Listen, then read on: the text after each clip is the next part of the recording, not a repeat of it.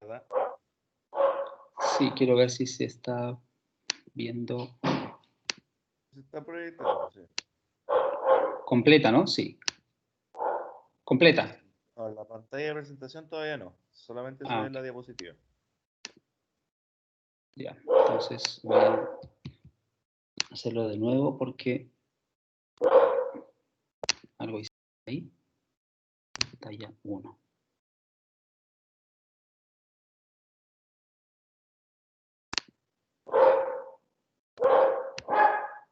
Ahí se Ahora, ve la pantalla completa, correcto. completa. Ok, listo. Continuamos entonces. Quiero aclarar, estaba revisando ahí las preguntas del chat, pero pensé que tú lo respondiste, Mauricio, que preguntaba el nombre del producto que estaba mostrando al BioGil, ¿no? Creo que fue lo que Sí, por le eso no te respondí. interrumpí porque era el Perfecto. nombre nomás. Súper, súper, genial. Ya, vámonos entonces con el otro tema de ahora, ¿ya? Otra de las complicaciones que también se habían mencionado, que se podían producir cuando uno hacía un procedimiento quirúrgico, ya sea una extracción o una cirugía oral en general, era un cuadro hemorrágico, ¿ok? Post-exodoncia. O no solamente podía ser post, durante el procedimiento, cualquier procedimiento oral que uno está haciendo que pueda pasar a llevar algún tipo de tejido o de vaso y que pueda generar un cuadro hemorrágico, ¿no? Entonces hay ciertas herramientas para poder realizar procedimientos de hemostasia, o sea, control del sangrado, ya controlar esta hemorragia postoperatoria, a través de procedimientos simples algunos, usando materiales que podemos tener normalmente en la consulta, como otros que también deberíamos tener para los que se dediquen un poco más al tema de la cirugía, ¿no? Por el tema de los implantes, que también tengo algunas herramientas porque también se pueden producir hemorragias. ¿Ok? Como ese caso, que está ahí, que ustedes observan, una lengua, hay un poco de exceso de sangre ahí, efectivamente esa es una complicación que me pasó con un colega, colocando implantes en la zona de antero inferior, que al hacer el fresado, al colocar la fresa de implantes para hacer nuestro lecho quirúrgico para poder colocar el implante, bueno, se fue hacia lingual, atravesó la pared lingual y llegó hasta piso de boca y generó ese cuadro hemorrágico. Al final pudimos cohibirlo con presión, afortunadamente fue una dilatación de tejidos, no se tomó ningún muscular, así que no fue de resolución compleja, pero se pueden presentar todos esos cuadros, ¿ya? Algo que es muy frecuente, si ustedes recuerdan ya un poco de anatomía, que tenemos ahí nuestra arteria palatina mayor, que tantas veces le hemos nombrado, y ustedes ven ese chorrito de sangre saliendo continuamente. Un colega, seguramente periodoncista o implante, estaba tomando un colgajo, pasó a llevar la arteria, comenzó a sangrar.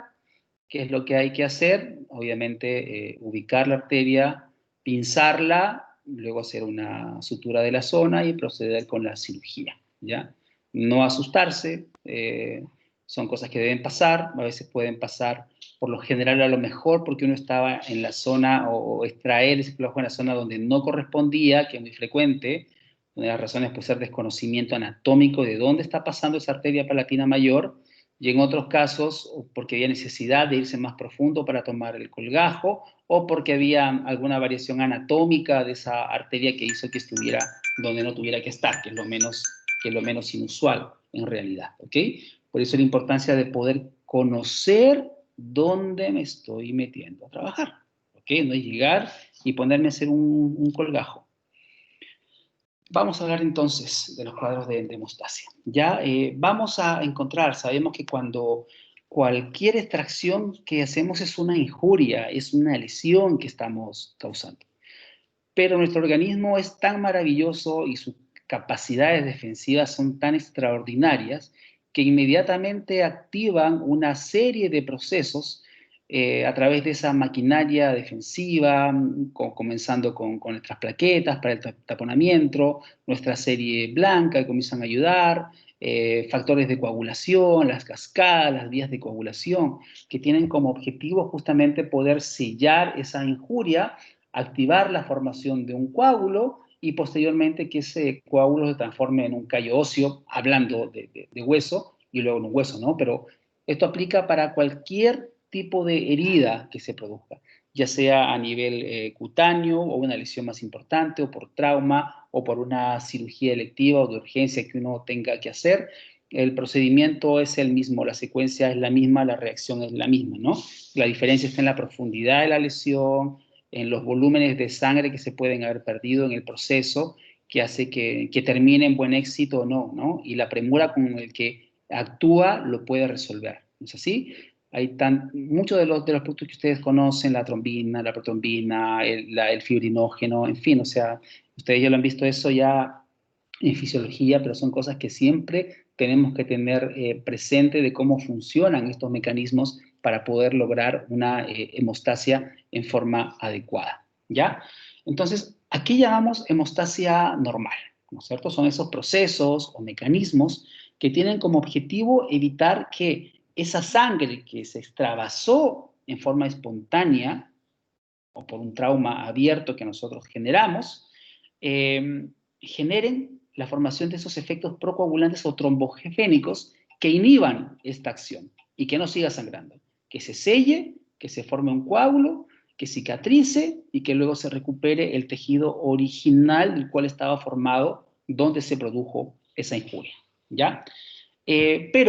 Pero está claro de que puede haber y va a haber y puede existir una problemática quirúrgica que tiene relación con alteraciones de la hemostasia, ya sea porque el paciente venía con una alteración base que no fue pesquisada o que no se sabía, o que el procedimiento que realizamos nosotros, al tener una complicación quirúrgica per se, que todos puede existir una complicación, o por un desconocimiento en algunos casos de la anatomía de dónde estábamos trabajando, se nos produce un cuadro hemorrágico. Entonces yo les digo siempre, se les decía a mis alumnos de posgrado en Perú, si ustedes cuando eran de odontólogos generales y estaban haciendo implantes, yo les decía un procedimiento de periodoncia, tú haz lo que seas capaz de solucionar si tienes una complicación, si no, no lo hagas, ¿ya? O tenga al lado a una persona que sea tu partner, o un profesor, o un amigo que tenga más experiencia y que te pueda ayudar a solucionar una complicación. Porque uno dice, muy fácil, colocar un implante, solamente una técnica, llego, coloco el implante. Pero si pasa eso, por ejemplo, pasar a llevar una arteria, o lo que me pasó ya siendo viejo y habiendo atravesado la tabla lingual y cómo se proyectó esa fresa, si uno no tuviera un poco de carrete en el tema, realmente se mete en una complicación seria, y no solamente para el paciente, estamos hablando de complicaciones legales. Así que es importante saber en qué terreno uno está trabajando, ¿ok? Sabemos el concepto de hemorragia, ¿no es cierto? Es una pérdida sanguínea, reiteramos, espontánea, provocada por una herida cutánea, mucosa, por una cirugía que estamos realizando en una cavidad abierta, en una cavidad cerrada, y que es anormal en su intensidad o su duración. No podemos esperar que hagamos un corte con un bisturí y no sangre, a menos que estemos usando un electrobisturí, ¿ok? Pero es saber reconocer qué es la normalidad en un sangrado y cuál no lo es, ¿ok? Y vamos de nuevo hacia atrás. Yo tengo que saber, volvemos a la anamnesis, yo tengo que saber si es que había alguna alteración en los factores de la coagulación de este paciente. No le digo que sean unos especialistas en hematología, pero sí saber cuáles son los factores, el factor 8, el factor 9, cuáles son factores requirientes de baja de vitamina K. Si yo tengo un paciente que tiene alteraciones en la vitamina K, yo tengo que acordarme, eso me puede generar algún problema cuando yo haga una cirugía, ¿no? O tengo en un examen de sangre, o en un cribaje analítico, veo que tiene un nivel de plaquetas bajas. Y digo, pucha, voy a hacer una cirugía, está con las plaquetas bajas, las plaquetas, ¿qué es lo que hacían? Van a formar el tapón plaquetario. Si no hay tapón plaquetario, ¿qué va a pasar? Va a sangrar. Puedo tener complicaciones en la cirugía. O este paciente toma ácido acetil salicílico, aspirina durante mucho tiempo, que es un antiagregante plaquetario. O toma ginkgo biloba, que es muy común que lo tomen muchos para la inmunidad, pero que tiene un problema que es antiagregante plaquetario. O le gusta consumir mucho ajo, ¿no? Me dijeron que en pandemia que el ajo mata el SARS-CoV-2. Consumo mucho ajo. Ese ajo también actúa como un antiagregante plaquetario. Entonces son consideraciones, por eso se reitera, ¿no? Todo vuelve al principio. La importancia de la anamnesis, la importancia de la ficha clínica, de preguntar a nuestros pacientes para tener ya un background, un bagaje de conocimientos o del estado y comenzar a trabajar el cerebrito y decir, ok, esto me puede comenzar a generar complicaciones, esto sí, esto no, esto no, esto no. No, estamos bien, procedamos y hagamos el procedimiento. ¿Ok? Cuidados especiales que tenemos que tener. Pacientes con enfermedades hemorrágicas conocidas que están controladas con el hematólogo. ¿Ok? Algunas fragilidades capilares, pacientes que están tomando algún tipo de anticoagulantes, por ejemplo, porque sufrieron un ACV, un accidente cerebrovascular, pacientes que pudieran tener alguna alteración de carácter genético, por ejemplo, como la hemofilia, alteraciones del factor 1 que tiene que ver con el fibrinógeno, alguna difibrogenemia, en fin, hay un sinfín de enfermedades que no es que tengamos que conocerlas, pero hay que preguntar, y si no las dicen, bueno, señor Google, comenzar a buscar, o Siri, a ver, por favor, oriéntame, y yo busco, ¿no? Ah, ok, me informo y eso yo lo agrego y lo pongo en mi ficha. No es que lo leí y después no, lo anotan. Si hay un término que no conozco, una enfermedad o lesión o medicamento, yo noto en mi ficha para qué es ese medicamento, ¿ok? Esa es responsabilidad nuestra, de cada uno de nosotros. Y pacientes que sufren discrasias hemáticas, ¿no es así? Hasta entonces desconocidas y que se detectan después en el posoperatorio. Ya, esto simplemente recordarles que ustedes tienen ya todos los factores de coagulación, no los vamos a nombrar, no es el target de esta clase. ¿Ok? Lo que sí tenemos que tener claro que hay diversas fases de la hemostasia, ¿no es cierto? Una fase vascular inicial, cuando hemos hecho una lesión o daño, cuando este vaso sanguíneo se comienza a contraer. Hay un proceso de vasoconstricción. ¿Por qué? Porque obviamente se detecta una injuria, hay una constricción, sabemos que nuestros vasos tienen una parte interna muscular que va a hacer que se produzca esta contracción, inmediatamente se van a comenzar a agregar las plaquetas. Esa es la primera fase vascular cuando recién aparece la lesión. Luego tenemos una etapa de coagulación, cuando los vasos sanguíneos ya se comienzan a contraer y comienzan a llegar estos pequeños tapones, estas plaquetas que me van a formar el tapón, ¿no es cierto? Entonces, todas estas reacciones enzimáticas secuenciales que me producen la formación de trombina. Acordarse que los factores de coagulación son proteínas, ¿ok? No son enzimas, son proteínas. Y luego de todo este proceso viene una etapa final que es de la fibrinólisis o fibrinolisis, donde los inhibidores plasmáticos que tenemos neutralizan la trombina para que no sigan agregando más cosas. Ya está lista la lesión, no necesito que me sigan llegando más factores ni tanto tapón plaquetario. Con esa cantidad es de autorregulación que tiene el organismo. ¿Ok? Y cada una también tiene sus tiempos, ¿no? Como 5 a 10 minutos, no puede pasarse ese tiempo lo que es una coagulación. Si yo tengo una herida que sangra y sangra y sangra, es una de dos. O hay algún vaso que pasé a llevar y por lo tanto va a seguir sangrando, o hay algún tipo de alteración en la fase de la hemostasia. ¿Ya? Entonces, reiterar importancia para poder tener en mente la clínica de estos trastornos, si es que hay antecedentes familiares, por eso que tenemos una parte de antecedentes personales, ¿no es cierto?, próximos, remotos, pero también antecedentes familiares, porque hay algunas de estas discrasias que son hereditarias, ¿ok? Ve si el paciente toma algún tipo de medicación, si tiene algún tipo de patologías que estén asociadas, si ha tenido antecedentes de sangrado espontáneo, ya sea de las encías, o cuando si se da un golpe se le torna morada inmediatamente los tejidos, las manos. A veces es frecuente, por ejemplo, en pacientes mayores encontrar eso, ¿no? Sí, uno ve, de entrada ya ve que tiene las piernas un poco moraditas, los brazos, sí, es que yo me golpeo y inmediatamente me pongo así. Uno dice, ok, hay algún problema ahí de fragilidad capilar. Y uno lo tiene que tomar en cuenta para la anestesia, porque si hay fragilidad capilar, yo coloco la anestesia, paso muy pegado a un vaso, o no tengo una técnica depurada y tranquila, el solo hecho de poder colocar esa injuria que es colocar la aguja, puedo generar una equimosis, ¿ok? Puedo generar un sangrado. Y no es importante, pero se va a traducir en que se vuelva morada la cara y no es grato que la paciente le dice, mire doctor, me fue todo bien, no tuve dolor con la anestesia, pero me quedó la cara así morada, ahora ya está media verde, ya iba pasando, ok. Uno sabe que fue por eso, uno pasó a llevar un vaso, o no le dio tanta importancia, o no hizo una historia clínica apropiada. ¿Ya? Hay pacientes que consumen heparina, que es también un tipo de anticoagulante, ¿ok?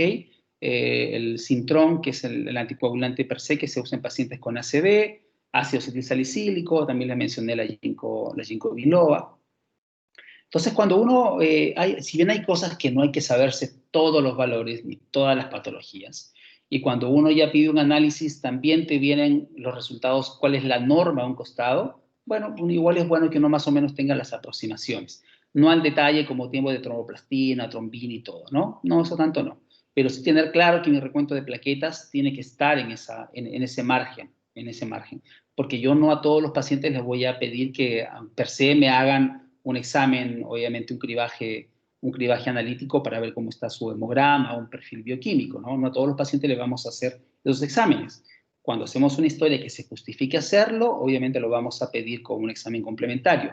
Les va a llegar a pacientes que ya vienen con sus análisis directamente. Ok, doctor, tengo este antecedente, o te dicen, ¿no? Sobre todo las mujeres. Sí, yo tuve un accidente vascular, yo tomo un anticoagulante, mi ENR es de 1.5 o de 2, aquí están mis exámenes que me tomo cada quinto tiempo, o que uno los recibe, los ve, los escanea de ser posible, o sube los valores a mano, o le toma hay que tener un respaldo igual de eso, cuando un paciente les trae los exámenes, y tomarse el tiempo de verlos, de leerlos, mientras le va preguntando, haciendo la historia, uno va revisando y va viendo cuáles son los valores. Si A por B ese examen o ese cribaje no viene con los rangos, y no me acuerdo, ok, Google, Siri, comienzo a buscar y veo y confirmo, ok. No cuesta nada, toma algunos segundos más, 1 minuto, 2 minutos más, estar revisando estos exámenes, ok. Entonces pasa eso, ¿no? Que nos vamos a encontrar con alguna frecuencia con problemas de hematomas, productos de los procedimientos al hacer anestesia o del manejo de los tejidos si es que la paciente tenía alguna antecedente de fragilidad capilar, o cuando por una técnica inadecuada anestésica haciendo Fischer nos vamos muy adentro y pasamos a llevar algún vaso y vamos a generar un hematoma, o cuando pasamos a llevar algún vaso como la arteria palatina superior que vimos ahí al hacer un colgajo, o derechamente al hacer una extracción de un diente que parecía fácil, que estaba suelto, que se movía, y la encía sangra y sangra y sangra y sangra, pero ¿de dónde sangra si el diente estaba suelto? Y muchas veces, también seguramente he tenido la experiencia de los colegas, muchos de los mayores sangrados que uno ha tenido no ha sido por una extracción en sí de un diente que está en kilos, o sea, dentro de su alveolo, bien potenciado y que hubo que extraerlo, sino muchas veces estos dientes que están muy sueltos por mucho tiempo y que están pegados a la encía, con alguna frecuencia nos dan sorpresas de un sangrado mayor. ¿Ok? Hay algunas normas generales que ustedes tienen que tener presente siempre que hagan un tipo de este procedimiento, ¿no? Hay que optimizar el preoperatorio, chequeando la historia, viendo el estado de salud oral del paciente para minimizar los problemas de hemostasia.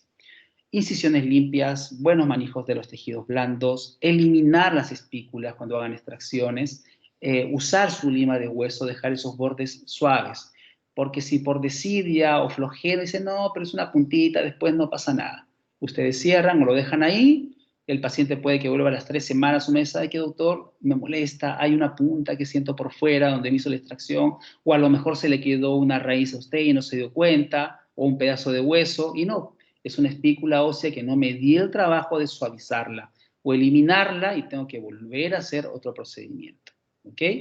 Y lo que es en el postoperatorio, minimizar con haciendo una buena hemostasia en la zona de la extracción. Si tengo alguna duda que eso puede sangrar más, pues me espero unos minutos para chequear clínicamente que no haya una hemorragia, o si tengo otro voz que esté desocupado, la puedo hacer esperar unos minutos ahí si tengo la duda que podría haber un sangrado, un cuadro hemorrágico, ¿no? Subconsecuente. Preocuparse de eliminar tejidos de granulación. A veces ustedes pueden hacer exodoncias, no tomaron una radiografía, o tomaron una radiografía, sí hay una imagen, pero no hay problema. Hago la extracción, cureteo en forma superficial, y había mayor tejido de granulación al fondo. Y ese tejido es sumamente vascularizado. Entonces, ¿qué va a pasar? Va a sangrar, va a sangrar, va a sangrar, va a sangrar. Esa es la razón por la cual muchas veces cuando extraen dientes que están periodontalmente dañados, hay tejido de granulación acumulado. Por eso que hacen la extracción y comienza a sangrar y sangrar y sangrar, y tienen que estar eliminando todo el demás tejido. ¿Ok? Dar siempre las indicaciones en forma adecuada, que igual ya saben cuáles son. Entonces, muchas veces es válido y es aconsejable hacer premedicaciones, ¿ok? No solamente de antibióticos en algunos casos, en otros de AINES o de analgésicos. Si yo veo que va a ser una cirugía que puede ser un poco más cruenta, más larga y para que no tenga molestias posteriores. Pero hay algunos casos en pacientes en las cuales tienen alteraciones en la coagulación y que implican darle algunas sustancias para evitar eso o eliminarle alguna medicación que está tomando, pero con autorización médica. Por ejemplo, si ustedes tienen un paciente que sufrió de un accidente cerebrovascular, ¿ya? O cualquier tipo similar, y que está tomando un anticoagulante de larga data y viene para un procedimiento de extracción, ustedes no pueden tomar la decisión de suspender esa medicación. Tienen que hacer una interconsulta, decirle a su paciente, es importante, por favor, vaya donde su médico tratante que la controla, ustedes indican qué procedimiento van a usar, qué van a hacer, idealmente, qué tipo de anestésico pretenden usar, aquel otro, y se lo envían. Y pidiendo, obviamente, el visto bueno, la autorización para hacer ese procedimiento, en base a lo que tiene la paciente. Y el médico tiene que responder escrito, de la misma forma. No sirve que la paciente le diga, sí, fui, me dijo que estaba todo ok, que lo dejara de tomar 2 días antes. No, no. Si no está escrito, absténganse de hacer el procedimiento. ¿Ok? Entonces, hacen la premedicación cuando es necesario, su anestesia en forma adecuada, con la solución, calentándola, verificando, todo el proceso que ustedes ya saben, ¿no es cierto? Tiempo de vencimiento, qué tipo de anestésico estoy usando, ¿ok? Voy a colocar sutura, no voy a colocar sutura, voy a indicarle que use frío local después de la extracción o no, voy a indicarle que haga o que no enjuague, tiene que cuidarse con la dieta o no, si tiene que hacer o no ejercicios. O sea, hay un montón de puntos que pueden parecer hasta en algún momento irrelevantes, pero no lo son.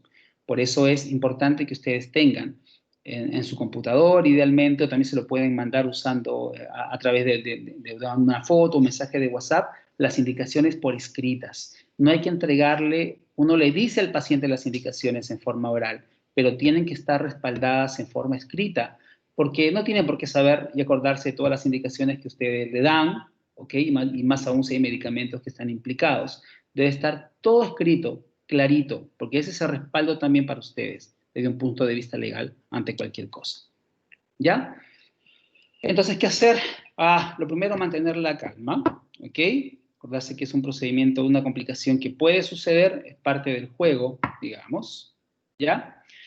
Pero hay diferencias si es durante el procedimiento o es después del procedimiento, ¿ok?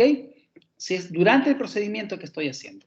Estoy haciendo una cirugía oral porque voy a extirpar un mucosele o un fibroma, una pelotita que le salió en el labio, voy a hacer una exodoncia, tengo que cortar un frenillo labial, un frenillo lingual, voy a hacer una cirugía de implantes, voy a tomar un colgajo para hacer, para periodoncia o también para implantes. O sea, hay un montón de procedimientos que pueden hacer, voy a colocar anestesia, o sea, todo, ¿no es cierto?, que puede tener algún grado de consecuencia.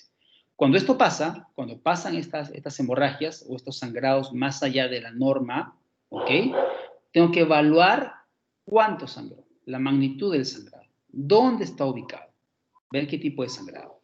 Y si es en napa o pulsátil.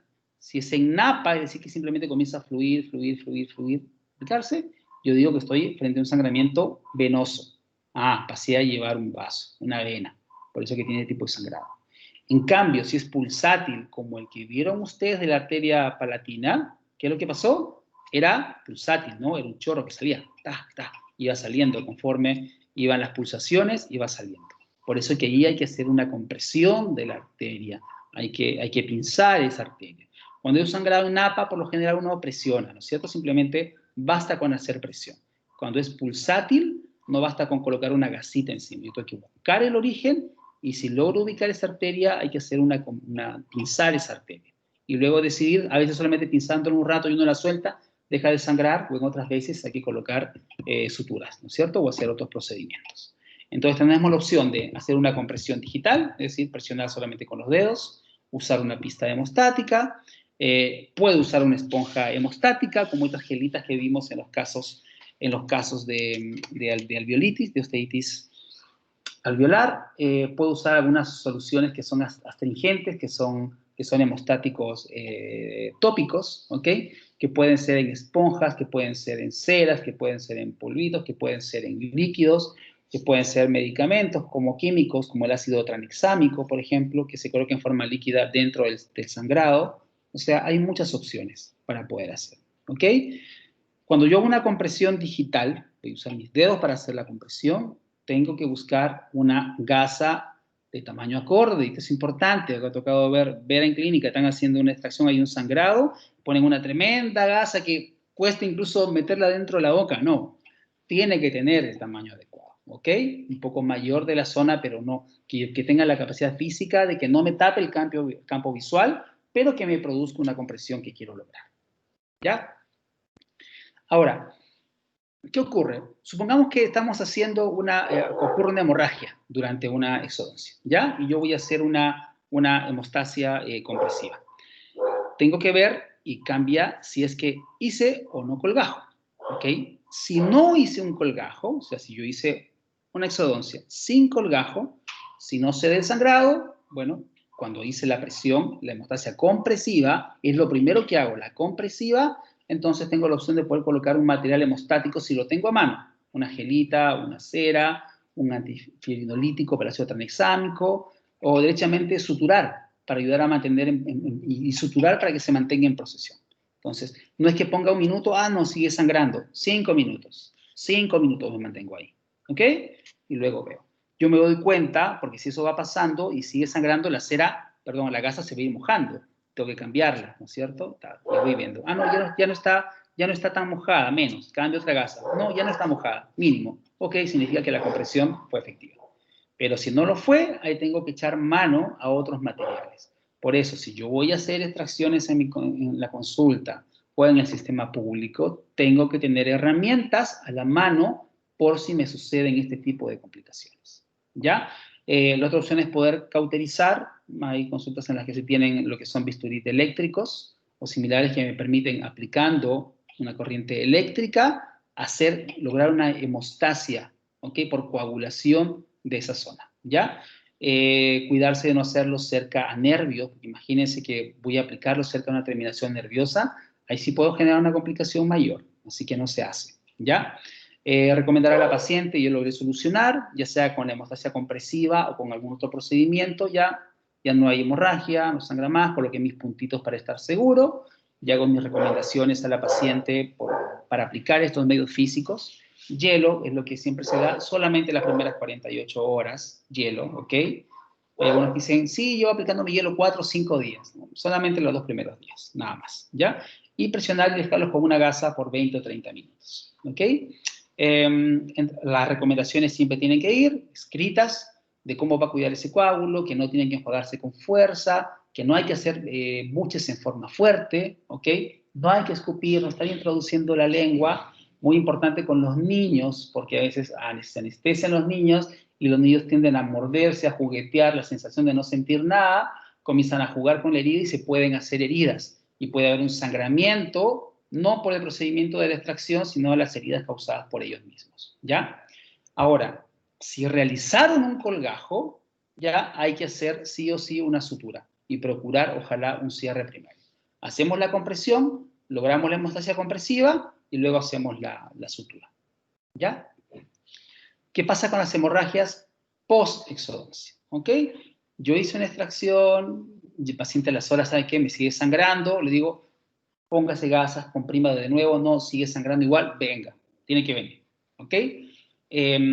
Dependiendo si se produjo la hemorragia el mismo día o después, puede que se hayan formado algún tipo de coágulo, tiene que estar ya formado, hay que remover esos coágulos en forma suave, no voy a sacar todo el coágulo directo, suave, para ver hasta dónde encuentro alguna zona de napa o alguna zona que esté sangrando, ¿no? De a poquito comenzamos a retirar los coágulos.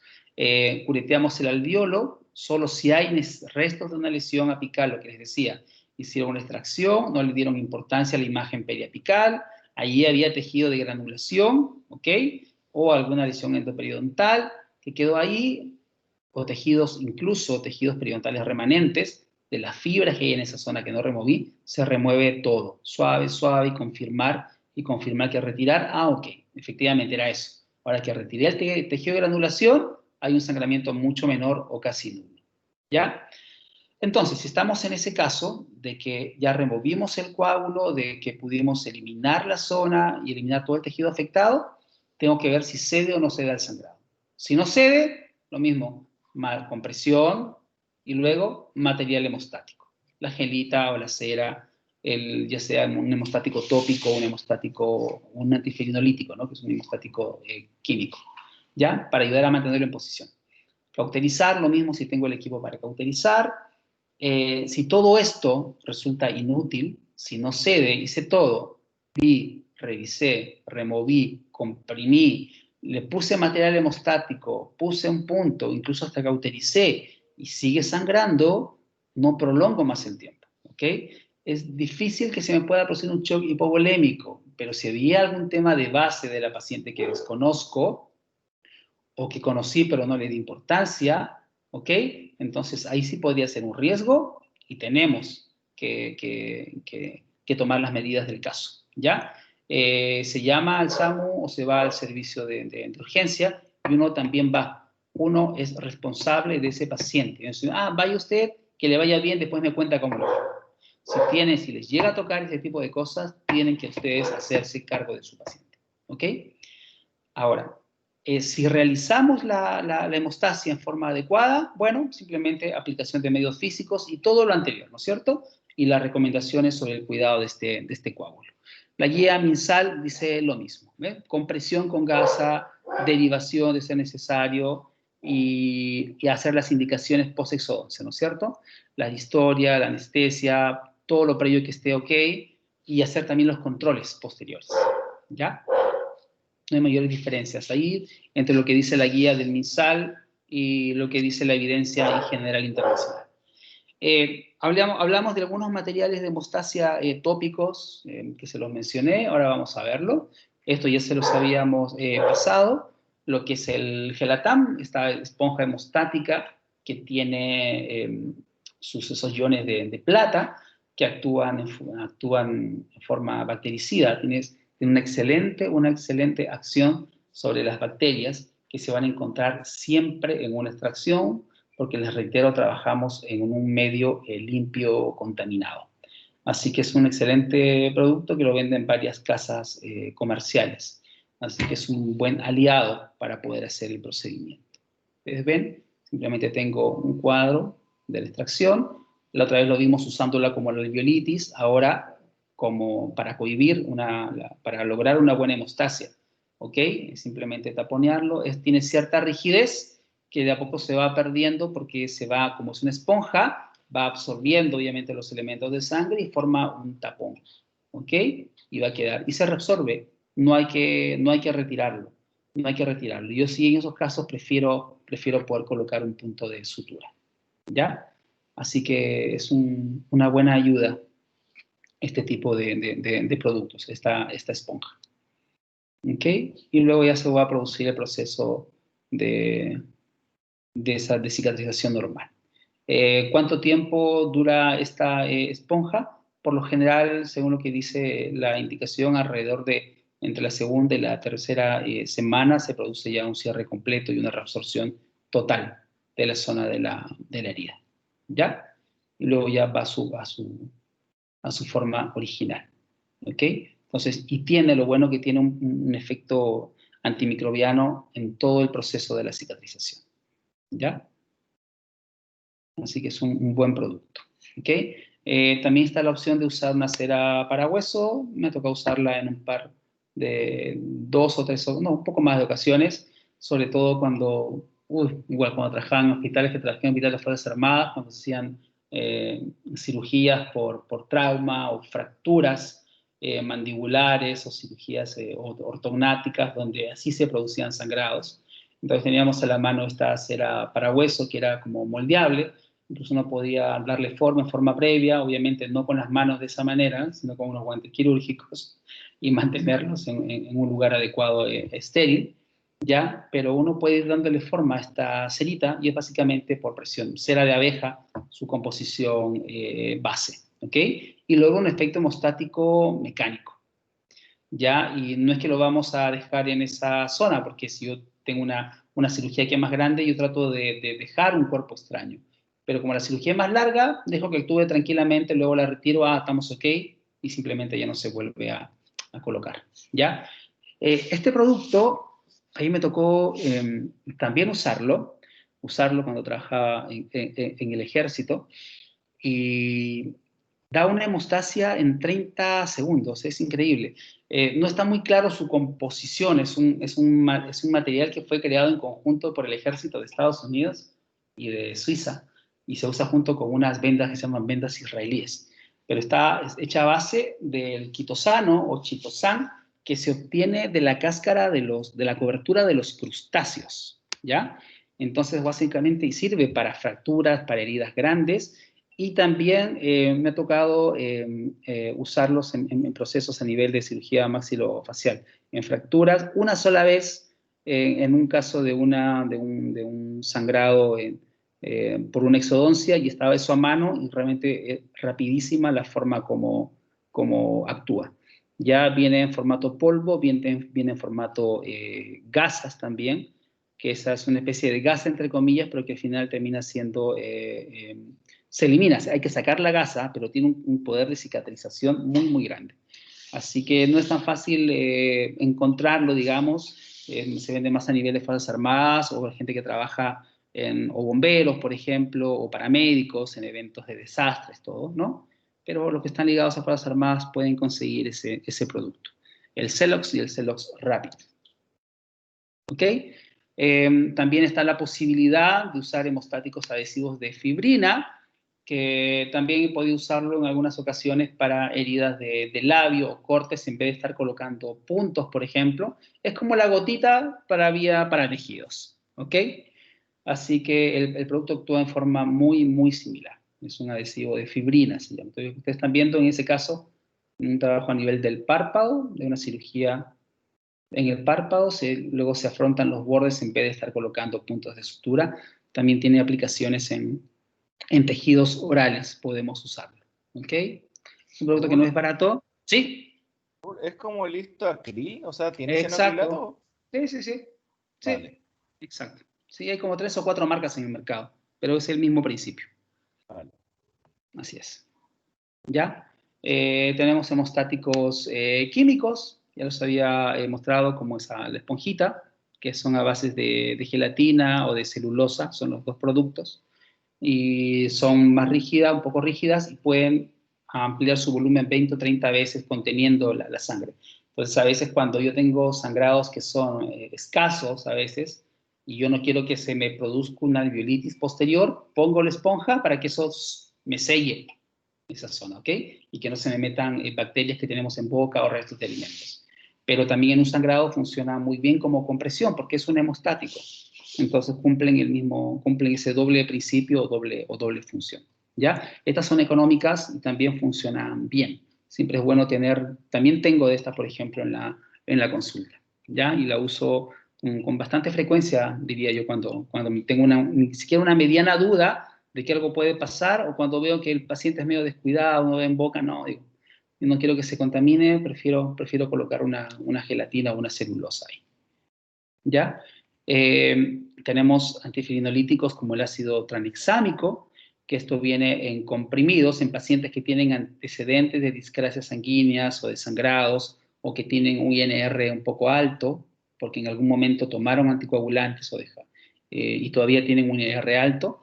Entonces ellos toman en pastillas de 2 a 5 días antes del procedimiento para reducir la posibilidad de hemorragias, o también se puede tener en la consulta, en la presentación líquida, comillas, para poder aplicarlo directamente en la zona del alveolo. Funciona muy bien y actúa muy rápido. Cuando trabajaba en el hospital de Carabineros, ahí usaba mucho el ácido tranexámico. De hecho, me tocó verlo a veces, también lo pude aplicar ahí. ¿Mm? ¿Ok? Ahora, no solamente vamos a poder generar hemorragias, también podemos producir equimosis o hematomas, productos de una técnica inadecuada de anestesia, o poder ya vamos a pasar un vaso porque no conocíamos que estaba ahí, o porque hubo también alguna variación anatómica, o porque el paciente tenía algún tipo de fragilidad capilar, ¿ok? Y se pueden producir, obviamente, estos cuadros. ¿Qué es lo que hacemos? A veces basta con comprimir, en algunos casos hay que drenar porque es una extravasación interna de sangre y se va acumulando, no tiene por dónde salir, ¿ok? Y eso genera dolor y aparte puede generar infección porque es sangre que está retenida en esa zona. Entonces, algunas veces hay que dar antibióticos, uno por lo general igual termina dándolos por precaución, en muy pocos casos drenar, aunque también se podría drenar en esa zona, y lo que sí no se va a salvar es el tremendo moretón ahí en boca, en cara, y hay que reducirlo con algunos productos como el árnica, por ejemplo, ¿no? O papa encima, que sirven son productos que actúan a través de la fibrinolisis, rompiendo obviamente estos moretones, estos enlaces y comienza a volver más rápido su color natural, ¿ya? No requieren en general tratamiento farmacológico que esté dando un AINES o un dolor, pero si hay un poco de dolor y dependiendo de la susceptibilidad al dolor, del umbral de dolor de la paciente, uno puede requerir darle o no darle, ¿ya? Entonces se pueden generar cuadros importantes. El cuadro, el más grande, central, ese moretón que parte de la boca y se extiende hasta el mediastino, es el esposo de una colega, al cual se le pusieron, un equipo quirúrgico le puso implantes, todo bien, hizo ese cuadro, sin ninguna complicación la cirugía, hizo ese cuadro y terminó con una mediastinitis. El paciente terminó 11 días en terapia intensiva, afortunadamente pudo salir. No hubo una causa mecánica, según el reporte del protocolo, por qué pudo causar eso, pero causó eso, ¿ya? El de la izquierda, esos moretones, es típico a veces en anestesias de mentoniano. Uno pasa a llevar un vaso en esa zona y se van a producir esos cuadros. Así que les va a pasar, sí, en algún momento le va a pasar, no asustarse. La gran mayoría se pueden prevenir, la gran mayoría, pero hay otros que simplemente suceden, pero hay que tener las herramientas para poder solucionarlo. ¿Ok? ¿Alguna duda, pregunta? ¿Cómo fue? Esta fue una clase cortita. Así que ya sobre conocimientos que en general ustedes ya tienen. Así que no ha habido conceptos nuevos aquí, básicamente. ¿Alguna consulta, experiencia? Sí. Ahora ninguna pregunta, hasta ahora. No sé Ninguna. si alguien quiere aportar, algún colega. Bueno, por ejemplo, en mi caso particular, sí, efectivamente, la mayoría de las cosas que hemos mencionado, tanto en mi clase como en la del doctor, fractura coronaria o radicular en el proceso de la exodoncia, la hemorragia, la alveolitis, son cosas que les van a pasar, como dice el doctor, sí o sí. O sea, es imposible que en toda su trayectoria como cirujano dentista, salvo que no se hayan dedicado a hacer nada más que investigación en un laboratorio, les va a pasar alguna de estas cosas. Y yo diría que lo importante, y sería bien ideal, que les pasara durante su proceso de aprendizaje en la universidad, para que tuviesen las herramientas de cómo enfrentarse con un colega al lado que les explique cómo hacerlo. Obviamente también estos contenidos están destinados a que si les ocurre en su práctica, en la parte profesional, obviamente sepan enfrentarlo, pero siempre es ideal conocer todas estas cosas, ojalá acompañados. Como decía el doctor, hay procedimientos que, o sea, en todos los procedimientos que ustedes vean en odontología, hay algunos que ustedes van a ser más capaces que otros de realizarlo. Y cuando vean que está fuera de su alcance la posibilidad de solucionar problemas, nunca es malo disponer de la ayuda de un colega. Nadie es dueño de la verdad, nadie sabe todo, por lo tanto, tener una compañía de alguien que sepa mucho es muy útil para su curva de aprendizaje. No sé, eso, no sé qué más quiere comentar algo. A mí me pasó hace poquito una complicación, tuve una hemorragia por un problema de una mala técnica anestésica, aunque usted no lo crea. Recuerdo que molesté al Sergio, o sea, al doctor Vázquez y al doctor Suárez, y bueno, papa encima, en 5 o 7 días ya estaba solucionado el problema. Así que nunca pensé que me iba a pasar, pero me pasó, así que eso. Lo que dice el doctor Arias es cierto, estas cosas pasan y ojalá que sepamos cómo administrar el problema, ¿no? Y si no, preguntar, consultar o derivar, básicamente. Eso.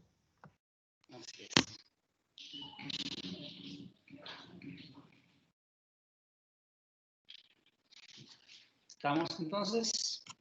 Sí, voy a tener la grabación. ¿Ya? Ok.